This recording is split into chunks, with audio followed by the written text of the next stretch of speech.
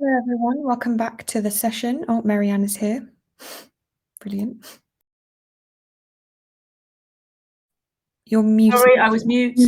Welcome back, everybody. That opportunity to have conversations. There was lots of really interesting conversations going on, and there's a few people who've volunteered to come up and feedback. We're not going to have a sort of death by feedback with a list of all the different things that people talked about, but just to get a sense of the different range of conversations. And then if anybody else is interested in talking about what they were talking about on their table, please indicate that in the chat. So first of all, we had Fatima and Sue, who were going to talk about social care and Biden. Hannah, can you invite them up onto the stage so we can hear from them and what they were saying? And then after that, we're going to hear about Alex on how to make the local data project work in Northern Ireland. And Sarah is talking about getting gender budgeting on the agenda for the Scottish Government. Anybody else who wants to talk, please do so. Hi, Sue, lovely to see you. Yeah, good to see you too. And hello, Fatima, good to see you again today.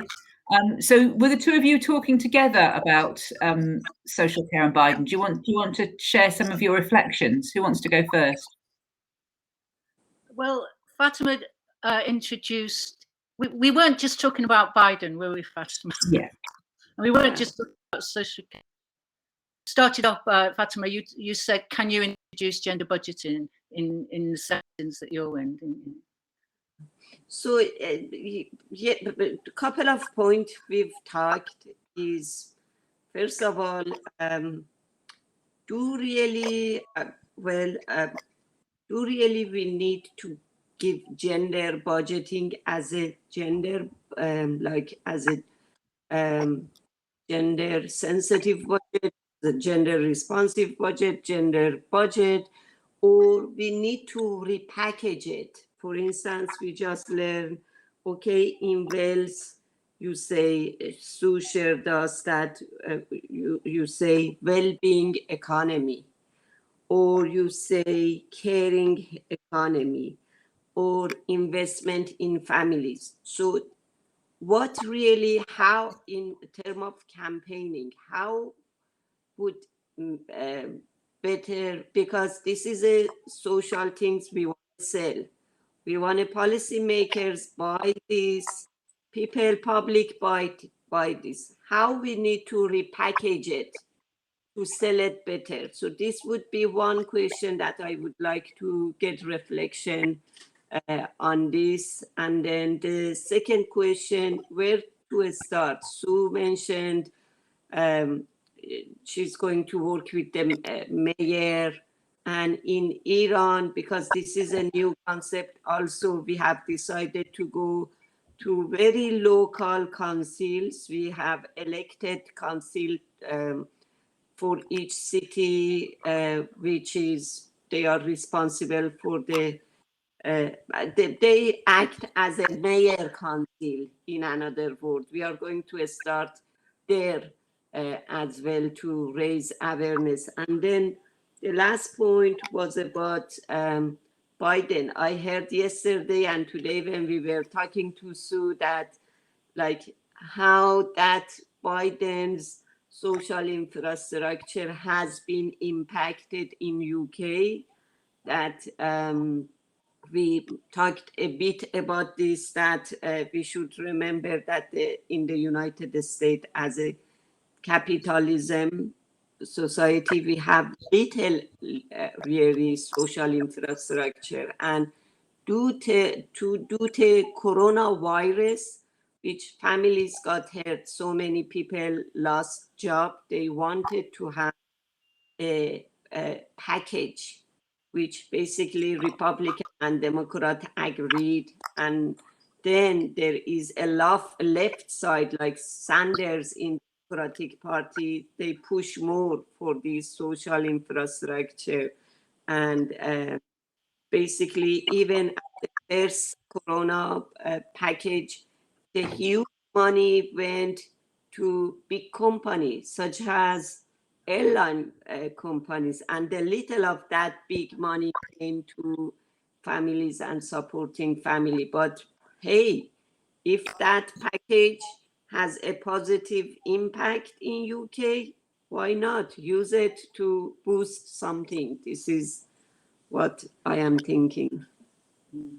So that's go on, Sue. Sorry. What I was saying was that because our Prime Minister has lots of resonance with Trump, the idea of using Biden initiatives within the labor movement, you know, is a bit of leverage. But in addition to that, Fatima and I talked about, as she said, around the local level and what's possible at the local level. And I cited Scotland, where you have channels of influence, you have requirements now through the devolved government, you have a strong women's movement, and it's in those sorts of conditions, it's easier to start talking around the caring economy, the well-being economy, the social infrastructure, the investment in families. We can't find a hook, a specific hook that's going to work. But we're also saying that the parallel might be in the UK around the mayors. So where the mayors, particularly where they have regional mayors, and so they have more funding, that we could have more of an impact through the women's movement setting. I think that's really important. So, I mean, I think there's a whole set of issues there to unpick, isn't there? I mean, one is about this issue of framing that you talked about, Fatima. You know, how do you persuade people who are not persuaded, who may actually engage more with terms that aren't gender responsive budgeting? You know, we're trying to make an argument that the economy is always gendered and the impacts of economic policy are always gendered. But we also recognise that we're dealing with policymakers who may switch off when they hear the word gender, and more or less in different countries and different parts in the world. So are there different ways of framing the demands in order to reach the same ends? And then this issue about different political opportunities in different spaces. And we heard that a lot yesterday, didn't we, when we were hearing from the different gender budgeting groups in the 4 nations and what they were able to achieve or not able to achieve because of the different political contexts and the different frameworks. And there were much more openings in some situations than others. And Diane Elson talked about the experience of the UK Women's Budget Group and how, you know, we've gone through periods of being more insider or outsider, depending on which government's in power and how much they're willing to listen and engage with us. We're certainly not in a situation where we get invited to pre-budget meetings with the Chancellor over breakfast to talk about his plans anymore, which we were at one point under Gordon Brown. So, I mean, those are all really interesting points, I think. And also your point about the local data links in, which I think Alex was going to talk about the local data project in the context of Northern Ireland. So I don't know, Hannah, if you could maybe bring Alex up now to talk about that. Hello. Hi, Alex. Do you want to say a little bit about what you were talking about? Because it does seem to resonate with some of the points that Fatima and Sue were making. Yeah, so I was at the table with Brona and Liz, also from the Northern Ireland Women's Budget Group. And we were basically talking about how, you know, the local data project is meant for grassroots organizations, and the Northern Ireland Women's Budget Group wouldn't necessarily be considered a grassroots organization, but, you know, something that I think we can help build the capacity of those organizations by pairing the local data project with our ability and connections with politicians and officials within local councils and our maybe pull in that section of kind of making change. So, you know, and I think that's something that we talked further with Emily about. You know, she was kind of making a more a local data project sort of program that was more specific to the context of Northern Ireland. But then I think from there, we thought, you know, it would be interesting then to run kind of our own pilot program, pairing that with the local data project to pick a region of Northern Ireland. And we kind of went with Armagh that, we would apply the local data project there and as well make those connections with the local council. And because they're a border region and there's a lot of progress going on and related to gender policy in the South, that they might be influenced by that sort of policy progress that's going on, and they might want to kind of do that at a local level. So, we were just kind of saying that would be a good area to kind of try out the mixing of that, of the Northern Ireland Women's Budget Group and the local data project kind of coming together to I guess, build the greatest capacity for these local grassroots organizations in specific areas, especially that are outside of Belfast. Oh, Mary-Ann, I think you're muted. Hannah was muting us because I think there was a bit of background noise, and I've just seen a comment from Emily saying that's a great idea and lots of people on councils are interested. So I think that will be really, really good, and we can follow up with that. The other point that seemed to link in to what you were saying, Fatima and Sue, was about the discussion that was being held about how to get gender budgeting on the agenda for the Scottish Government, which links into many of the questions you were phrasing. And I think Sarah was going to talk a little bit about that. So I don't know, Hannah, if you could bring Sarah up onto the stage, and anybody else who's got points they would like to make, either to come onto the stage or questions they would like to ask, please type them in the chat. So Sarah, do you want to say a little bit about your discussion? Yeah, and our discussion was, we had members from Scotland, Wales, Northern Ireland in our discussion. So we were talking across all the devolved governments, rather than just Scotland. And I'll try and share a little bit of a summary. But I guess building on the point Sue had made, we were recognising, at least for Scotland and Wales, that kind of positive rhetoric and framework that we're working within, but still talking about where the challenges and barriers are to then really seeing gender budgeting in action. And for Northern Ireland, we shared about some wider challenges, not having that kind of rhetoric in place yet, and the challenge, the challenges being faced in again that context where it's harder to get gender on the agenda. So some of the things we were discussing in terms of the challenges was looking at, it can be seen as something that's a complicated and too big issue to get the commitment on. There's sometimes ideological barriers that people are facing to get agreement around the gender budget analysis. But then also there's the capacity kind of challenges, either not having enough resources looking at this, or the people in place being unsure about how to do the equality impact assessments and how to do them at a quality level. So really, we were then discussing what's needed. Is it more government buy-in? Is it legislation or policy around ensuring gender budgeting is done, or is it more focus on the capacity building and what that can bring? And we were really expanding our conversation from the first session that had been on yesterday, considering some of the things that had been discussed around Scotland, Wales and Northern Ireland. And just as we were getting cut off, we were on to talking about the Wales Equality Advisory Group, that is acronym is BEIGE, and the Scottish Equality and Fair Scotland budget statements, and how these kind of groups and statements can help us push forward elements of the work as well.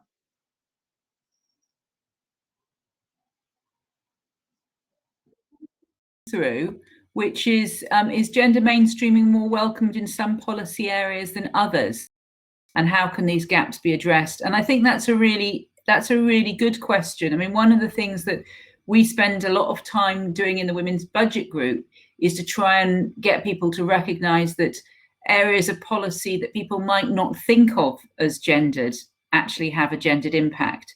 So, it's fairly straightforward. If you're talking about maternity and paternity and parental leave, people will think about gender in that. If you're talking about care, there is a sort of recognition that care is gendered, although quite often people talk about care without acknowledging quite how gendered it is.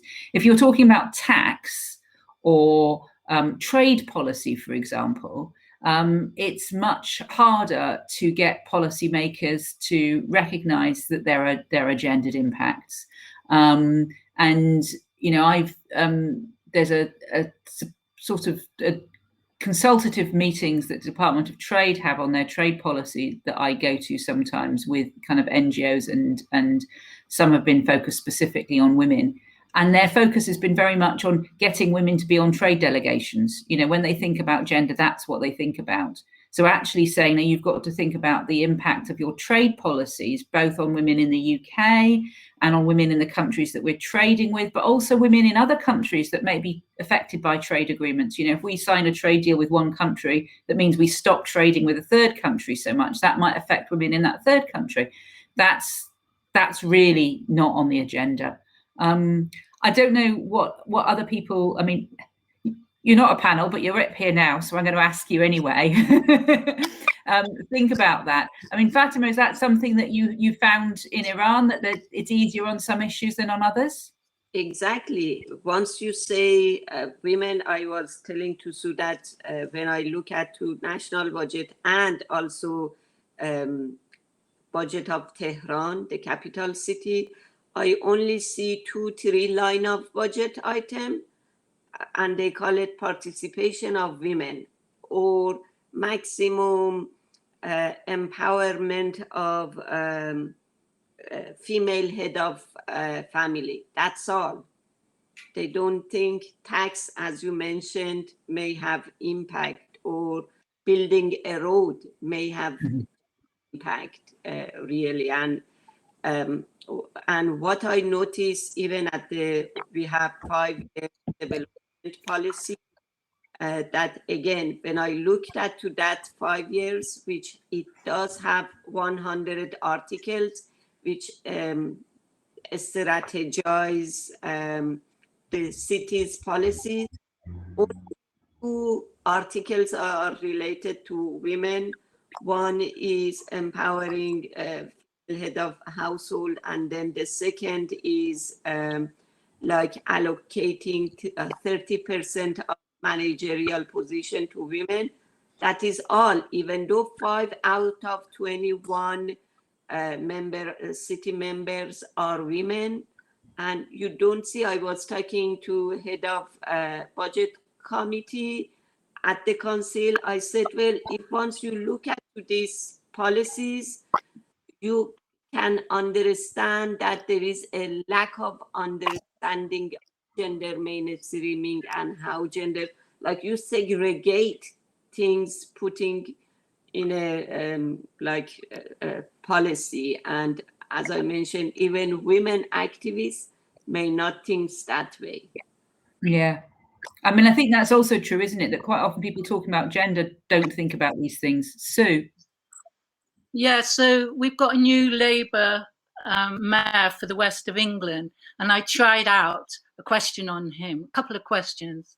So one was around investment in the caring economy, and he was receptive to that and talked quite a lot around women and how important they were in care, because care rested on their shoulders so much, and responsibilities. So I thought, well, I'm getting away with this bit here. So I said, would you consider then the caring economy in strategy? And that really surprised him then.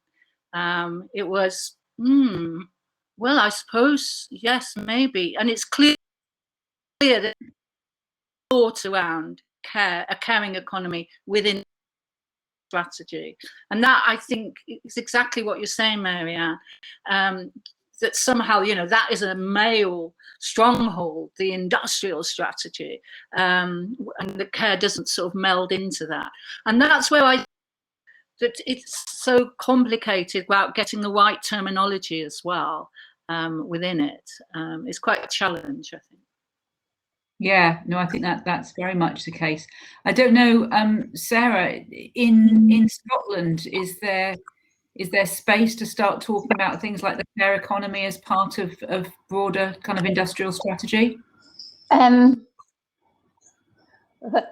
a difficult question. So far, we've not seen when there's mentioned, like in the budget earlier this year, when it's the big infrastructure spend, that doesn't include social infrastructure from anything we've seen yet. So in many ways, yeah, agreeing with your points, Mary-Ann, earlier about some areas lend themselves much more to gender mainstreaming in policy. But I was just considering the second part of the question about how can these gaps be addressed. Because I think in some ways, once a department is then strong and good at looking at its quality impact assessments, that means year on year it can keep building on that, and a bit of how that expertise can then be moved and help other departments and areas to consider gender mainstreaming and consider gender budgeting through the process as well. So that kind of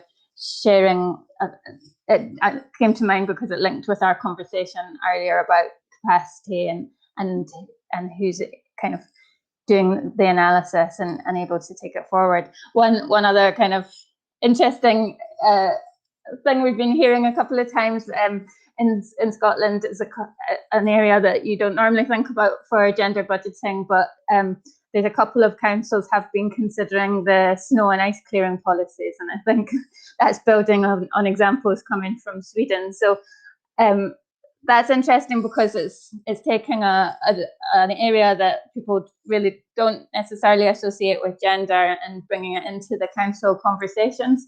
And if it's had on that kind of area, maybe that can hopefully open up for other areas that people wouldn't normally consider gender in. So it just starts the conversation going, at least as well. No council has changed its policy as yet, but that does show, though, doesn't it, how important practical examples are, that you get policymakers who are often keen to do things, but find it quite difficult to move from a kind of abstract commitment to something concrete. And so when they see an example that's widely cited, like the snow clearing policy in some Nordic countries, everyone goes, "Oh yes, that's what we're going to do. That's gender budgeting there and then." Now I've seen Marina Durano has indicated to come up on stage, and I think to talk particularly about, well, she's made points in the chat about industrial strategy and international trade and trade in services. Hannah, can you bring Marina, here you are. Oh, I'm on. Hannah, got to you first. Yes, can you hear me now? Yes, we can hear you. Absolutely. No, I just wanted to pick up the point that Sue had made about industrial policy, which is actually most relevant, very relevant, especially at this point of Brexit, where international trade agreements actually have to be renegotiated. And the general agreement on trade and services, which is the global agreement, will have an impact on how social policy, social care, and social infrastructure could be designed, especially worry about the point on domestic regulation and worry about whether domestic regulations could become a negotiable item in that trade agreement. So that's one really key point that we need to look into, especially as we worry about the quality of care, the standards of care, as much as the standards, labor standards that we need to uphold for care workers. Mm-hmm. So that framework actually needs some unpacking from a feminist lens, among all there are other things, but the domestic regulation is really, I think, to me, a point of concern that we all need to pay attention to. I think that's a really important point. We've done a couple of briefings actually on trade and highlighting that point that people often think about trade just in terms of tariffs and quotas, but actually, these are really, really important kind of international regulatory agreements, and particularly with the trade in services. I mean, you look at the NHS, for example. And there was certainly a lot of concern, particularly with a UK-US trade deal under Trump, that there would be demand for access to deliver NHS services for US companies. And what the protections are within trade agreements in order to say, actually, these are public services and they're not up for, they're not going to be included in trade agreements, particularly if some of those services are delivered in part by parts of the private sector. So we have large bits of our public sector now where the actual delivery of services is carried out by the private sector or the voluntary sector, in which case it may be ruled as kind of unfair treatment of a trade partner if you refuse to let them tender to deliver those services. And that's something I certainly think in the UK we haven't done enough thinking about, partly because until Brexit, trade was an EU responsibility, and therefore those discussions didn't happen. So the people within civil society who worked on trade were either working on international development, or there were some trade unions who were working at the EU level and through European trade union bodies. But we're still not there yet, I think, with UK civil society, of recognising trade as something that's really important.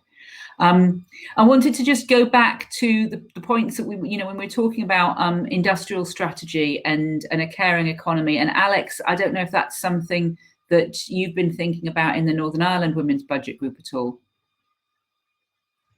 Yeah, it definitely is. But I just think, back to the original question, the issue of, including gender in those conversations, I think it's a struggle to maybe include gender in the conversations where it seems very obvious that gender is a factor to anyone. So I think maybe that's our struggle at the moment, is getting anyone to kind of consider that this is something that needs to be talked about at all levels, at no matter if it seems like it's a gendered issue, which, I think we all know that all issues are gendered issues, but that's, I think, something that we hear a lot is, oh, well, that's not really a gendered issue or a women's issue or something like that. But I lost my train of thought there. but no, it is something that that we do look at, and that I think. Oh, actually, what I was going to say was, I think a main issue for us that maybe inhibits further engagement with gender mainstreaming here at an official and political level is the lack of gender disaggregated data. I forget, someone mentioned it before, but having concrete examples of how exactly it does affect daily life, transport or something like that, or industrial policies, and not being able to have the numbers to back it up, even though we know through qualitative data that this is what's happening and that this is how it's affecting women, but not being able to say this is the percentage of how it affects them, and being told, well, we just can't get the numbers on that. I think that is something that maybe really hurts or not hurts, but it definitely dampens the political will to engage with gender mainstreaming, because if they're not thinking about it, they're not seeing it in front of them, how stark the difference is, then it's not in their minds. So I think that's why Professor Anne-Marie Gray spoke yesterday on the gender budgeting context in Northern Ireland, and they've recently put out a paper on apprenticeships. And I think, when their paper came out showing how stark the gender segregation in apprenticeships in Northern Ireland was, most people in the women's sector, everyone was kind of like, yeah, we already knew this, but it was just so great to have it, because then it was like, here's, quantitative data showing that what we've been saying is right. So, hopefully, I think that's maybe a big hurdle to move towards further gender mainstreaming in areas of care and industrial policy, and even in areas where it seems like, to anyone that gender should be considered a factor. So, yeah. I think that's a really important point. But there's also the case that even when you have data, there is a kind of failure of gendered analysis. So I was reading a report this morning, actually, from a think tank, which I won't name because I don't want to be mean to them, where they were talking about the impact of COVID on different groups of people in the labour market. And they were saying, oh, well, if you look into this, it might appear to be that there's an impact on the basis of age or gender, but actually it's not. It's to do with sector of employment. And so if you just have to recognise that this isn't to do with the fact that women are women, it's to do with the fact that they're more likely to work in these particular sectors. And I'm reading it and thinking, but surely that's a gendered impact. You know, why are women more likely to work in these particular sectors? And you get that a lot. I mean, you get that a lot with government. I remember when they were first doing the impact assessments of early austerity policies, they'd say things like, oh yes, cutting local housing allowance, which is the rate of money that you get paid if you're claiming housing benefit, does affect more women than men, but that's only because women are more likely to claim local housing allowance, and therefore there's no gendered impact from cutting it. And you're thinking, but in terms of who's going to lose money the most, it's going to be women, you know. So that even with the numbers, there's ways in which people can interpret it. But I think you're right that the numbers are key, and that's one of the things behind the local data project that we're running, which is to try and get those numbers into the hands of local campaigners, because there's nothing more powerful than to be able to say to a local policymaker, look, X number of people in this city are affected by this problem, because that brings it home in the way that a national report sometimes doesn't resonate. And I remember years ago in Coventry rape crisis that I'm on the board of, calculated the prevalence rate for rape and sexual assault in Coventry. And that number was so powerful in talking to local commissioners, because you can talk about 1 in 5 as much as you want, but if you actually put it into, you know, tens of thousands of women, suddenly commissioners are thinking, okay, we can see this is a problem in Coventry. So we're coming to the end of this session. We've had a point from Karen Hedge saying HSCP, I don't know what AGB stands for. HSCP, IJB? Health and Social Care Partnerships in Scotland. We have them at local right. Okay. health board okay. areas. And sorry, Karen, not recognising the gendered impact in the equality assessment. I think that's always true. And yes, as Hannah says, it's the same way as the gender pay gap's minimised. We've only got a gender pay gap because there's more men in senior roles. So that isn't a gender pay gap. That's just to do with seniority that happens to affect men and women differently. So there's quite a lot of unpicking. But back to the first point that Fatima made, sometimes we maybe need to unpick that in a way that's about using different language to help people to engage. And I know with our commission, when we produced the final report, we talked about a caring economy. We didn't talk about gender equal economy, because when we did message testing and we did some focus group work and we did some polling work, we found that a caring economy got more support. People were more likely to engage with those ideas. And there's always a tension there, I think, between wanting to actually say, no, this is a gendered issue and you have to accept that, and wanting to get your foot in the door in the first place. And how you balance that is a complicated issue, I think, for the women's sector, and maybe one that people want to discuss in the break, which we're just about to move into. So thank you very much for that, and thank you for this impromptu panel, which was absolutely brilliant. What we're going to do now is we've got a half-hour break, and we're going to be back in conversation mode. So you can go back to the tables you're at, continue your conversations. I'm sure there were still things you wanted to discuss. You can move around. If there's things that you want to discuss, you can put something in the chat, keep an eye on the chat and say where you're going to be, and people might come and join you. I think by now everyone should be fairly familiar with Remo software, but I see our numbers attending are going up and down, so people will be joining and leaving. So if you're not, if you're on a table, switch on your camera and mic. You should be able to see if somebody else is on your table. Start talking. If they've not got their camera and mic on, they might not realise. If they're not replying, maybe they're sitting quietly eating their sandwiches or doing whatever it is they need to do. So just double click on another table and you can join that table. And we're going to be coming back here at 3 o'clock for a panel on a caring and green economy, which is going to be chaired by my colleague, Sarah Rees. And then I will see you all finally at the end. And Fatima is hoping to link up with Alex to talk about local data project in Northern Ireland. So you two can do that. So thank you all very much. And look forward to seeing you in the break sessions. And as ever, there will be organisers on the